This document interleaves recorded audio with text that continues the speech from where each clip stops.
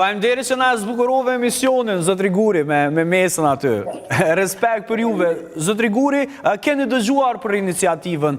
Nuk e di nëse dëgjuat këndvështrimin e profës Azhdren Shala, mirë po na intereson ta dim opinionin tuaj në lidhje me ndryrimin e emrit të Kosovës në Dardani. Fillimisht, si shikon në aspektin e emërtimit dhe pastaj se çfarë dyrsh do të na hap kjo punë në qoftë se ndodh. Bravo. Unë e dëgjova pak zotin Shalej, shumë pak e kapa nga fundi, po kuptova sikur ai nuk ishte dakord që ndryshohesh emri nga Kosovë në Dardani, nëse jam gabim ose mirë. Ai vetëm në studio. Jo, nuk jam dakord. Me që ai implikon procese politike. Ai po mendonte që ka shumë ngjarje të lidhura me emrin Kosovë, edhe më duket se kuptova që ai donte që këtë ngjarjet e mëdha që ka pat Kosova, le të themi nga viti 1389 deri sot, ngjarje që lidhen me emrin Kosovë, edhe mund të ngesë, edhe mund të mbesë. Po ta bën një përmbledhje të qartë, Riguri. Azhdren Shala sapo na tha që po nëse ndrohet emri, ndrohet edhe kufin. Nuk të dy është bashkë. Jo unë, barësit e projektit, iniciatorët e parë të projektit në Kosovë, bashkë me ndryrimin e emrit e kanë si pretendim edhe ndryrimin e kufive. Pra Dardania, Mushtri, Del Nish, Kuksin e Kret. Kjo implikon proces politik edhe lufta në Ballkan, që për mua është e papranueshme. E kuptova. Ajo që është e papranueshme është historia që kanë bërë ata të tjerët kundër nesh. Ajo është e papranueshme.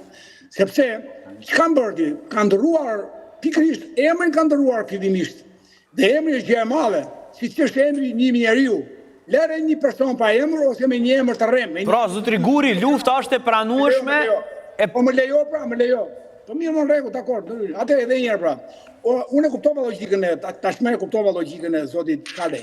Dhe unë po them që nisma është jashtëzakonisht e dur. Hapi parë është ndrimi i emrit. Sepse këtë kanë bërë, pra çdo gjë do shkojë në natyralitet. Çdo gjë do shkojë në rrjedhën e Zotit, në rrjedhën e vet. Që kjo Dardani që është nismëtare e njerëzimit, pa e bërë në konotacionin që jemi ne, kush jemi ne, pa futur në këto linja patriotike nacionaliste. Por e vërtet është e vërtet që gjithë Kosova është quajtur Dardani, edhe emri Kosovë me anë shqipe stegohet. Pra, nisma për të kapur hapin e parë që bile unë të thoshja, jo vetëm Kosova Dardani, po edhe Ballkani duhet quajtur Ilirit. Se çfarë bën?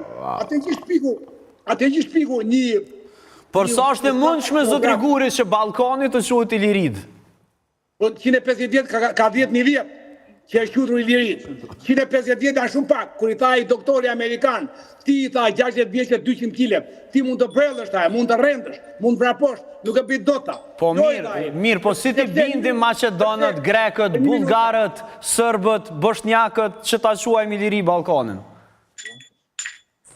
Po do vej haka ke izdoti mori i nderuar. Do vej haka ke izdot. Kur ata maqedonësit e pranojnë që janë 25.000 shqiptar në Ballkan, e pranuan pa 25 milion, vetë kryeministri i Maqedonas do thotë që por në anën tjetër si lënë të flasin shqip. Si urdhon, po. Po në anën tjetër ka të lashet të mëdha për tekstet, për shqipën në Maqedoni, kështu që është një problem real ky. Ja veç pak. Hapi parë. Zoti Guri. Zoti Guri. Ju thatë hapi parë. Ju thatë hapi parë, një pyetje kom. Hapi parë që nga ndrimi i emrit. Cili është hapi dytë pastaj, sipas teje i duri. Nëse ndrem emri. E di, atë i duri është e di natyra, di Zoti atë. Çon vet atje në mënyrë natyrale. Përshini domethënë. Dorë Zotit do thotë. Që kjo është smuja shqiptarëve historikisht. Pa në munges projektit, kemi veç dëshira, edhe në fund ja lëm realizimin Zotit. Jo, ajo jota nuk quhet sëmundja ajo jota. Sëmundja quhet ajo jota që ti pretendon për. Jo, sëmundja është shqiptarëve, nuk merrna me ty. Jo, nuk e pati personale, nuk e pati personale në formën dëshirore, edhe kjo nuk bën më marr seriozisht. Okej, unë dua të shkoj te zoti Flamuri. Veç pak, fal. Zoti Guri me këtë respektin. 1999, 2001, në Ballkan shqiptarët i kanë bërë 3 luftna, por ndryshim kufish, në cilin e konti?